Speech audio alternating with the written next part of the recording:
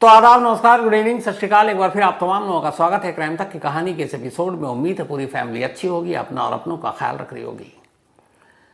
कल जब मैंने आपको कहानी सुनाई, उस कहानी में दो तीन चीज़ों का जिक्र किया था, कि एग्जाम्पल दिया था कि कैसे वॉकी टॉकी जो पुलिस वाले यूज़ करते हैं, इत्तेफाक की बात थी वो, और उससे लोकेशन पता नहीं चलता है क्योंकि उसकी रेडियो फ्रीक्वेंसी ऐसी होती है। और इत्तेफाक की बात देखिए कि 17 सितंबर की दोपहर 3:30 बजे लेबनान के वक्त के हिसाब से लोकल टाइम 3000 पेजर में धमाका होता है। और जिस पेजर को लेकर मैंने यूं ही वॉकी टॉकी का एग्जाम्पल दिया, अगले दिन 24 घंटे बाद ठीक वही दोपहर का लगभग वक्त 18 सितंबर, और एक साथ कई वॉकी टॉकी में धमाका हो जाता है। हुआ ये कि 17 सितंबर की दोपहर को जब पेजर में धमाके हुए, 2700 लोग घायल हुए। उसमें करीब 12 लोगों की उस दिन मौत हुई थी, फिर बाद में और तादाद बढ़ी। तो उसमें कुछ हिजबुल्लाह के कमांडर भी थे और एक 11-12 साल की बच्ची थी। तो इन सब को दफनाने के लिए लोग काफ़ी बड़ी तादाद में इकट्ठा हुए थे और वहाँ बहुत सारे लोगों के पास वॉकी टॉकी था। और इत्तेफाक से उसी जगह पर वॉकी टॉकी में एक एक करके धमाका शुरू हो जाता है। 24 घंटे के अंदर अंदर पहले पेजर, फिर वॉकी टॉकी।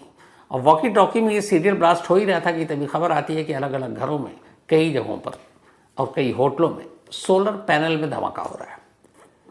तो अब ये सारी इलेक्ट्रॉनिक चीज़ें जो उससे ऑपरेट होती हैं, pager, walkie talkie, solar system. अब इस दहशत का आलम यह है कि लेबनान के किसी भी एयरपोर्ट पर कल के बाद से कोई शख्स अगर वॉकी टॉकी लिया हुआ है तो उसे एयरपोर्ट के अंदर जाने नहीं दिया था। कहा जाता बाहर जमा कर लो। एयरपोर्ट के अंदर के जो स्टाफ ऑफिशियली अपने वॉकी टॉकी को इस्तेमाल कर रहे हैं, उनकी भी बैटरी निकाल दी गई है कि कहीं कुछ हादसा ना हो जाए। जो प्लेन में मुसाफिर चढ़ रहे हैं उन सबको स्पेशली तलाशी हो रही कि कहीं इनके पास कोई पेजर तो नहीं है, कोई वॉकी टॉकी तो नहीं है। ये इसलिए कि 2 दिन के अंदर लेबनान में जो 2 ऐसे धमाके हुए, उससे दुनिया हैरान है। 3000 से ज़्यादा पेजर में 17 सितंबर को धमाका हुआ, 12 मौतें हुई, 3000 से ज़्यादा लोग घायल हुए। 18 सितंबर को जब वॉकी टॉकी में धमाका हुआ तो 20 लोगों की मौत हुई और करीब 450 लोग घायल हुए। सोलर सिस्टम में जो धमाके हुए उसमें अब तक करीब 6 लोगों के घायल होने की खबर है, क्योंकि सोलर सिस्टम आमतौर पर पैनल और ये घर के बाहर और ऊपर लगा होता है। अब मैंने आपको डिटेल में कहानी सुनाई थी कि इस पेजर की कहानी क्या थी। उस कहानी में आपको बताई थी कि ताइवान की एक कंपनी है गोल्ड अपोलो नाम की, और ये वही पेजर बनाती है, दुनिया की सबसे मशहूर कंपनी है। और उस कंपनी के साथ एक पार्टनरशिप डील की थी बुडापेस्ट, हंगरी में ये है, वहाँ की एक कंपनी ने। और ताइवान की कंपनी ने कहा था कि हमने तो ये भेजा नहीं, और बुडापेस्ट की उस कंपनी ने भेजा। अब सवाल यह है कि बुडापेस्ट और ताइवान की इस कंपनी में कौन सच बोल रहा है और कौन झूठ बोल रहा है। तो आज की जो कहानी है, उस कहानी को सुनकर आपको लगेगा कि कोई भी दुनिया की जासूसी एजेंसी, खुफिया एजेंसी, और वो ख़ासतौर पर मोसाद हो, तो इनकी प्लानिंग कितनी लंबी होती है और कितनी गहरी होती है। ये पूरी जासूसी नॉवेल या जासूसी फिल्म की तरह है। और आने वाले वक्त में अगर कहीं आपको कोई फिल्म का प्लॉट यही दिखे, और जल्दी हॉलीवुड और बॉलीवुड में ये फिल्में अगर आपको देखने को मिल जाए या वेब सीरीज़ में, तो चौंकिएगा मत। कहानी ऐसी है। 2022 से, चूँकि अब 24 घंटे से 48 घंटे के अंदर बहुत सारी चीज़ें डेवलप हुई हैं, तो अब सारी चीज़ें जो शुरुआती छन कर बाहर आई हैं, उसके हिसाब से अब ये कहानी बनी। अभी तक कहानी का वो पार्ट था जो मैंने आपको सुनाया कि ताइवान की कंपनी, फिर बुडापेस्ट, और वहाँ से मोसाद ने घुसपैठ किया और फिर ये पेजर पहुँचाया। लेकिन वो अधूरी कहानी थी। पूरी कहानी ये है कि नसरुल्लाह ने 13 फरवरी इसी साल लोगों से कहा था कि मोबाइल से दूर रहो, क्योंकि मोबाइल ही तुम्हारा एजेंट है या दुश्मन है। अपनी बीवी बच्चे सबसे मोबाइल दूर करो, इसे फेंक दो, दफना दो, लोहे के बक्से में ताला लगा कर रख दो, जो भी करो, अपने पास मत रखो। नसरुल्लाह से 2 साल पहले 2022 में भी हिजबुल्लाह के कमांडर, हिजबुल्लाह के बड़े लोगों ने यही कहा था कि मोबाइल से दूरी बनाकर रखो, और जब भी किसी ऑपरेशन में जाओ तो मोबाइल को अपने पास मत रखो, क्योंकि इससे तुम्हारा लोकेशन पता चलेगा और तुम पकड़े जाओगे। 2022 में जब ये चीज़ें हुई अब आप ये सोचिए कि 2022 से अभी शुरुआत हुई कि मोबाइल से दूरी बनाना है। वहाँ इजराइल में बैठकर इजरायली खुफिया एजेंसी मोसाद और उनकी मिलिट्री विंग उन तक ये खबर पहुँचती है, और अब वो उसी वक्त से सोचना शुरू करते हैं कि अगर हिजबुल्लाह ने मोबाइल का इस्तेमाल करना बंद कर दिया तो वो दूसरी डिवाइस क्या होगी, वो कैसे एक दूसरे से कांटेक्ट करेंगे, कैसे एक दूसरे को कम्युनिकेट करेंगे, और हमें कैसे पता चलेगा।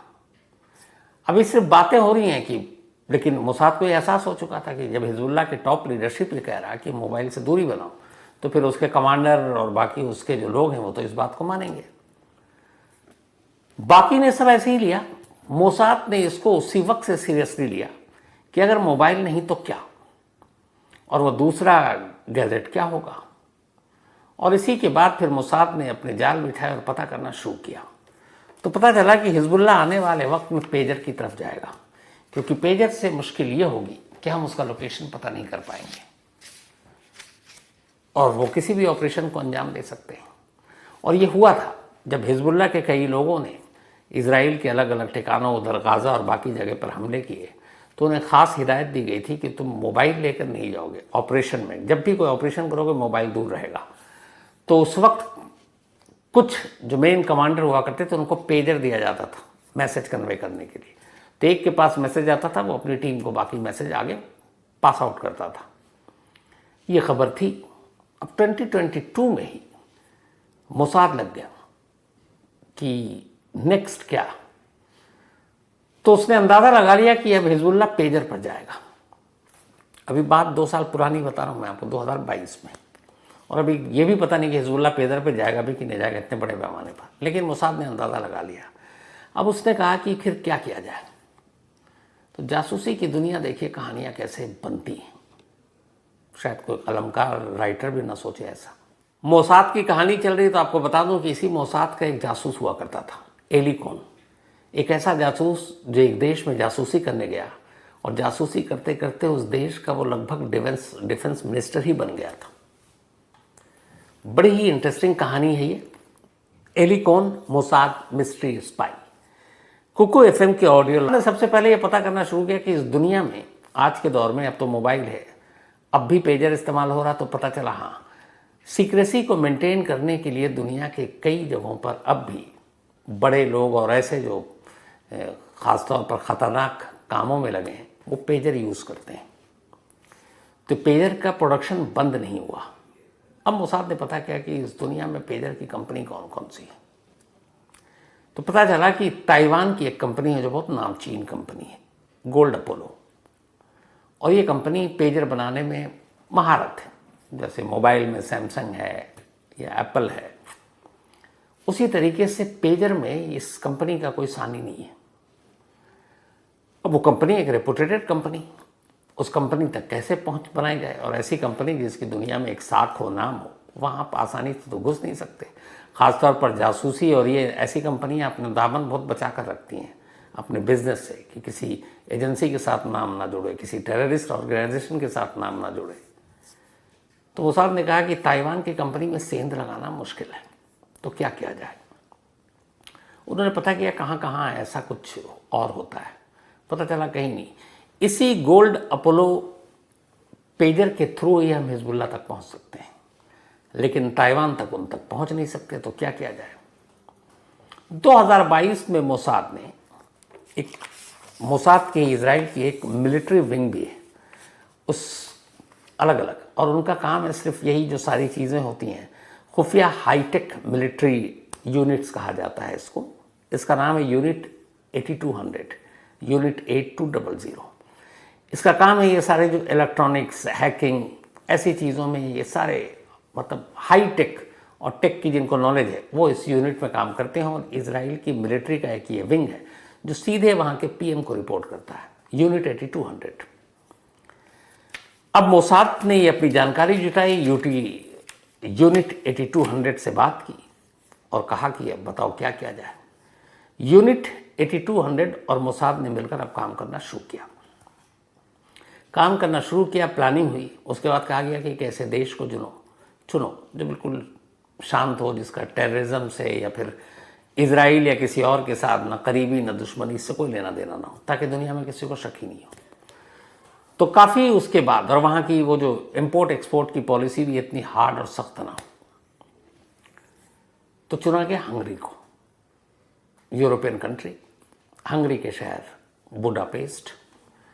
अब बुडापेस्ट में मोसाद अपने एजेंट को बिजनेसमैन बनाकर भेजता है। वो वहाँ पहुँचते हैं। वहाँ एक लड़की थी जो कुछ यूनेस्को और बाकी चीज़ों के लिए भी काम कर चुकी थी। पहले उसके साथ वो मिलते हैं, कहते हैं कि हम कुछ गैजेट्स और ये सारी चीज़ें बनाना चाहते हैं।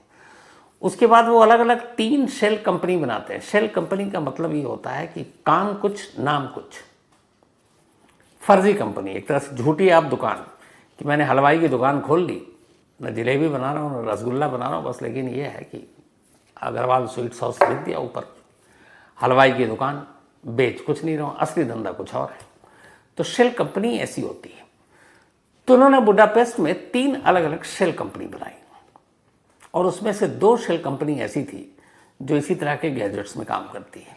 अब पहला काम शेल कंपनी, उसके लिए उन्होंने दफ्तर लिया, एक रेजिडेंशियल एरिया में एक पूरा अपार्टमेंट लिया, और कंपनी अब चालू हो गई।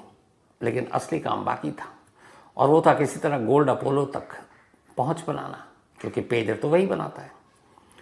अब मोसाद के लोगों ने बिजनेसमैन बनकर, बुडापेस्ट का सिटीजन बनकर, और ये कहा कि हम आपकी कंपनी के साथ एक पार्टनरशिप करना चाहते हैं। पार्टनरशिप इस तरह से कि हम आपका ब्रांड यूज़ करेंगे, मतलब प्रोडक्ट आपका होगा, आप हमें पार्ट्स देंगे, हम असेंबल करेंगे बुडापेस्ट में, लेकिन बेचेंगे वो पेजर गोल्ड अपोलो के ही नाम पर, और उसके लिए जो भी पैसे हैं वो प्रॉफिट हम आपको देंगे, और एक साइनिंग अमाउंट भी, क्योंकि आप पार्टनरशिप है, आपका लोगो हम यूज़ कर रहे हैं। ताइवान की कंपनी को लगा कि ठीक है यार, बिजनेस आ रहा है, काम आ रहा है, इसमें क्या है, नाम यूज़ करना है, पैसे दे रहा है वो। गोल्ड अपोलो तैयार हो गए। अब वहाँ बुडापेस्ट में मोसाद ने एक पेजर की तरह से गुप्त दुकान खोल ली, ऑफिस खोल लिया। अब पेजर कहाँ बन रहा है पता नहीं, लेकिन शक ना हो, अब उसको धीरे धीरे ताइवान की उस कंपनी को ऑर्डर देती है कुछ कुछ पेजर के, कितने पेजर हमें क्लाइंट को भेजना है। ताइवान की कंपनी भेज देती है उस शेल कंपनी को, वो जेन्युइन पेजर वो सबको भेज रहे हैं। कंपनी को शक ना हो और किसी को शक ना हो, वो भेज रहे हैं। और दूसरा, क्लाइंट भी बना रहे हैं कि भाई ये पेजर है, यहाँ से भी डिलीवरी होती है। अब साल ऐसे ही निकल गया और इंतज़ार हो रहा है कि उधर हिजबुल्लाह में क्या चल रहा है, लेबनान में क्या चल रहा है। मोबाइल से वो पेजर पर कब शिफ्ट हो रहे हैं पूरी तरीके से, और इधर धीरे धीरे ये मार्केट पेजर का ऑर्डर लेते हैं, क्योंकि कंपनी के साथ पार्टनरशिप थी ताइवान की। इन्वेस्ट हो रहा है मोसाद का, पैसे लग रहे हैं, पेजर भी आ रहे हैं छोटे मोटे पैमाने पर, सप्लाई भी हो रहे हैं लोगों तक, और इस तरीके से धीरे धीरे वो अपने क्लाइंट बनाना शुरू करता है। अब इधर आ जाता है 2024, 2 साल हो गए हैं मोसाद को दुकान खोले हुए बुडापेस्ट में। किसी को कोई शक नहीं, इधर ताइवान की कंपनी के साथ पार्टनरशिप ठीक चल रही है, उस कंपनी को कोई इशू नहीं आ रहा, बल्कि उसको बिजनेस मिल रहा है। और बहुत सारे पेजर मोसाद ने अपने लोगों तक भी पहुंचाए कि भैया धंधा चलाना है तो कम से कम सामने वाले को शक तो नहीं होना चाहिए। चलता रहा, 2 साल निकल गया, लेकिन मोसाद को अब भी अपने सबसे बड़े ख़रीदार का इंतज़ार है। उसे पता है देर सवेर हिजबुल्लाह की तरफ से भी ऑर्डर आएगा, और वो हिजबुल्लाह के इर्द गिर्द, चूँकि हिजबुल्लाह के अंदर भी मोसाद की घुसपैठ है, तो वो अपने उस घुसपैठिए के ज़रिए धीरे धीरे धीरे ये मैसेज भी जा रहा है कि अगर कभी फ्यूचर में पेजर पर आएंगे तो पेजर का ऑर्डर कहाँ से इतने बड़े पैमाने पर कहाँ से लिया जाए। तब बुडापेस्ट की वो कंपनी जो शेल कंपनी है, जो उसी नामचीन कंपनी गोल्ड, जो ताइवान वाली है गोल्ड अपोलो, उसके नाम पर बुडापेस्ट में पेजर बन रहा है। अब गोल्ड अपोलो नाम देखकर कोई भी, जैसा आईफोन है, आप बताएंगे एप्पल का है, तो कोई भी शक तो करेगा नहीं, खरीद ही लेगा। तो वही चीज़ है कि यार पेजर की सबसे बड़ी कंपनी, और ये बुडापेस्ट में अवेलेबल है, ताइवान कौन जाए। तो ये अपना पब्लिसिटी खामोशी से ये भी हो गया कि यहाँ से भी पेजर अवेलेबल है, और वो पेजर कुछ कुछ लेबनान भेजे भी गए, और बड़े साफ़ सुथरे वाले पेजर, ताकि शक न हो और पेजर सही काम करता है। और ये सब कुछ हो रहा है असली इंतज़ार में, असली ऑर्डर के इंतज़ार में। उसके बाद 2024 आता है।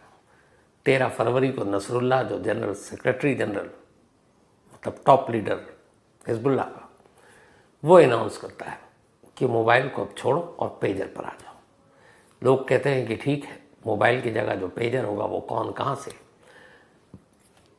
हिजबुल्लाह ने ये कहा कि जो मोसाद और इजराइल है वो टेक्नोलॉजी में बहुत हाई है, ऊपर जा रहा है। ये उनकी मीटिंग में बात हुई थी। तो वो जितना हाई जाएंगे हमें उतना लो जाना है। हमें टेक्नोलॉजी के में हिसाब से उनके आगे भी या पीछे चलना ही नहीं है, क्योंकि वो हाई जाएंगे, जैसे जैसे उनके पास अच्छी टेक्नोलॉजी है हमारे पास भी होगी तो फिर तो वो काट निकल आएगा। तो ऊपर जा रहे तो हमें बिल्कुल नीचे जाना है, ताकि टेक्नोलॉजी के ज़रिए हम लोगों का मूवमेंट, हमारा लोकेशन ना पता चल सके। तो पेजर सबसे बेस्ट ऑप्शन था। फरवरी में ये अनाउंसमेंट होता है। उसके बाद हुआ कि अब पेजर, तब तक मोसाद की दुकान 2 साल पुरानी हो चुकी थी। और आखिरकार अप्रैल में मोसाद की बात, बल्कि मार्च 2024 में बुडापेस्ट के उस दफ्तर में मोसाद को ऑर्डर मिलता है 3000 पेजर का, और साथ में ये कि पहले ये 3000 आप भेज दीजिए, हम देखेंगे। उसके बाद 2000 पेजर का और ऑर्डर था, 5000 का कुल ऑर्डर था। मोसाद को इसी दिन का इंतज़ार था। मोसाद ने वो सारे पेजर पहले से तैयार करके रखे हुए थे, जिसकी बैटरी में PETN नाम का विस्फोटक डालना था, उस चिप के ज़रिए फिर उसको एक मैसेज डालना था। और मोसाद को ये भी पता था कि जो पेजर पे मैसेज आता जब इनके टॉप बॉस का, क्योंकि पेजर सभी को बांटा गया बॉस की मैसेज देने के लिए, तो वो ख़ास एक शुरुआत होती थी अरबी में।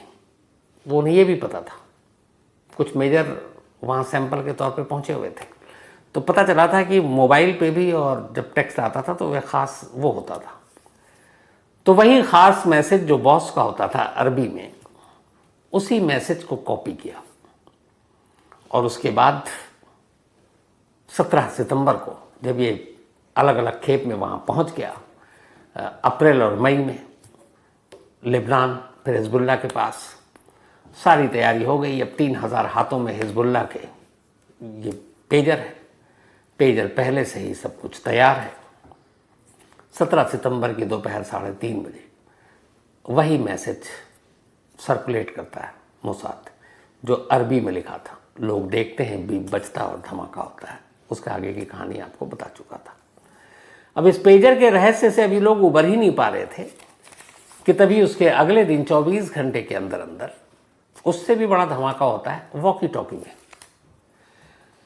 अब वॉकी टॉकी में सबसे ज़्यादा जो धमाके से नुकसान हुआ, जो पेजर की वजह से लोग मरे, जिनकी मौत हुई, उनका फ्यूनरल था और उसी फ्यूनरल में हज़ारों लोग शामिल थे और वहाँ बहुत सारे लोग वॉकी टॉकी के साथ थे और वहीं वॉकी टॉकी में ब्लास्ट हो जाता है। इतनी भीड़, इसीलिए वॉकी टॉकी से 20 लोगों की मौत हुई, जबकि पेजर से 12 लोगों की मौत हुई थी। और वॉकी टॉकी से करीब 450 लोग घायल हुए, जबकि पेजर से 2700 घायल हुए। तब वॉकी टॉकी में ब्लास्ट होना जब शुरू हुआ, तेज़ी से अफवाह फैली। अब वहाँ तमाम वॉकी टॉकी लोगों ने फ़ौरन उसकी बैटरी निकालनी शुरू कर दी। जिन लोगों ने बैटरी निकाली वो बच गए। अब जब वॉकी टॉकी में हुआ तो पेजर की तरह इसके बाद पता किया गया कि भाई पेजर का तो चलो ये कहानी और खेल है, अब वॉकी टॉकी का क्या खेल है। तो पता चला कि ये जो वॉकी टॉकी है ये जापान की एक कंपनी का आईकॉम, और जापान की कंपनी ने इसे बनाया।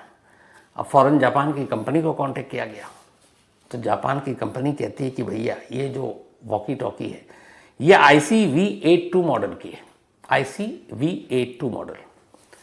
उसने कहा ये जो आप लोगों ने वॉकी टॉकी की बात की और जो ब्लास्ट हुआ है, इसका एक्सपोर्ट 2004 से 2014 तक किया गया था इस मॉडल का, मतलब 10 साल तक, 2004 से 2014। 2014 के बाद न इस मॉडल को बनाया गया, न इसके पार्ट्स बनाए गए, और इसका एक्सपोर्ट भी बंद, इसका प्रोडक्शन भी बंद। तो 14 लास्ट था, ये 10 साल पुराना मॉडल है। और अब ये कैसे आया, सर्कुलेट हुआ, हमें इसके बारे में जानकारी नहीं। तो अब यहाँ पे उधर ताइवान की कंपनी का नाम आया पेजर में, इधर जापान की कंपनी का नाम आ गया वॉकी टॉकी में। अब ये भी वो कंपनी है जो 10 साल पहले बंद हो चुकी है। ये मॉडल का वॉकी टॉकी बनता ही नहीं है। अब यहाँ पर भी है कि इस वॉकी टॉकी का इस्तेमाल भी जो मोसाद ने 3 शेल कंपनी बनाई थी बुडापेस्ट में, उनमें से एक पेजर का काम डील कर रही थी, एक इसी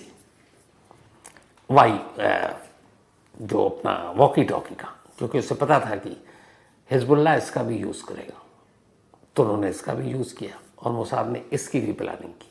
2 शेल कंपनियों की ये प्लानिंग थी। 2 साल से ये प्लानिंग चल रही थी, 2 साल बाद इसे आजमाया गया। अब यहाँ ये सवाल उठता है कि चलो 2 साल से हुआ, मई में आपने पेजर भी भेज दिया है, वॉकी टॉकी भी भेज दिया, 17 सितंबर को क्यों? और जितने भी हिजबुल्लाह के लोग थे जिनको ये पेजर दिया गया, ये पता था कि पेजर से कैजुअलिटी कम होगी, लोग कम मरेंगे, इंजर्ड ही होंगे, तो आपने मार कर इससे मोसाद को क्या हासिल होगा? क्योंकि ज़्यादातर लोग तो घायल हुए हैं, तो हिजबुल्लाह इससे कमज़ोर तो होगा नहीं। तो ऐसे वक्त में मोसाद ने ये क्यों किया, ये इजराइल ने क्यों किया, इसके पीछे क्या मोटिव हो सकता है? तो मोटिव ये है कि अभी कुछ दिन पहले इजराइल के प्राइम मिनिस्टर नेतन्याहू ने ये कहा था कि जो इजराइल में बहुत सारे लोग, करीब अराउंड 70,000 इजरायली सिटीज़न, ये गाज़ा और हमास और हिजबुल्लाह के डर के और हमले की वजह से जा चुके हैं अपने इलाके को छोड़कर। वहाँ की उन्होंने लोगों को ये भरोसा दिलाया कि हम उन्हें वापस लाएंगे। तो जब उन इजरायली नागरिकों को आप वापस लाओगे तो आप कम से कम भरोसा तो दोगे कि देखो हम दुनिया में कहीं भी कुछ भी कर सकते हैं, तो आप डरो मत, यहाँ सेफ है। तो उन्हें वापस लाने के लिए, उन्हें ये भरोसा दिलाने के लिए हम कुछ भी कर सकते हैं, पहली वजह ये बताई गई कि उसी का ये नतीजा था, ये पेजर और ये वॉकी टॉकी ब्लास्ट। दूसरा, नेतन्याहू पिछले कुछ महीनों से इजराइल में अनपॉपुलर होते जा रहे हैं और उनकी सरकार पर ख़तरा भी है।